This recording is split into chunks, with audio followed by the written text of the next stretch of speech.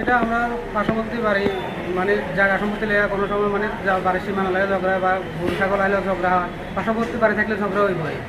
এই লাগে ওই দিন আমাদের জায়গায়, এটা আমাদের জায়গায়, ওই জায়গাতে একটু উলুস ছিল, উল আনতে গেছে, এটা লেগে ঝগড়া হয়েছে। তো ঝগড়া হয়েছে বিকালের দিকে ঝগড়া হওয়ার পরে সবাই তারা বাড়ি গেছে, আমরা বাড়িতে যেতে। আমার বাবা বিকালে বাজারে যায়, বাইসাইকেলে বাজারে যায়, কিসকিনা দিয়ে বাইক দিয়ে বাবারা বাড়ি দিয়ে তারপর বাবারা মাছে মারি, তারা তো সোনার দোকান করে কত পকেটে হাতুড়া দেখতে পারে, হাতুড়া দিয়ে মনে বাড়ি দিয়েছে। বাড়ি দেওয়ার পরে আমার বাবার হাঁটি ভাঙি লাল সিদ্ধান্ত ফাটি গেছে। ওই সময় এবার একজন অটো ড্রাইভার আইয়া লই গেছে, আমার ডাক দিতে আছে, আমি সেটা কাজ করতে আছে, আমার বাবারা মারি লাগতে আছে। দেখে যে আমার বাবা নাকে মুখে শুধু রক্ত করতে আছে, হসপিটালে লই গেছি। হসপিটালে নিয়ে যাওয়ার পরে ডাক্তার করতে আছে যে এখানে রাখলে ওখানে শান্তিবাজারে রেফার করা। শান্তিবাজারে আনছি, শান্তিবাজারে সিটি স্ক্যান করে ডাক্তার করতে এখানে রাখলে মারা যাবে।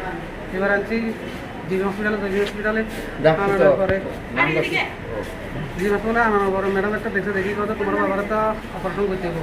তো আমরা কাছে অপারেশন ছাড়া হয়তো না করছে না, যদি অপারেশন না করো তোমার বাবা আধা ঘন্টার ভিতরে মারা যেতে পারে।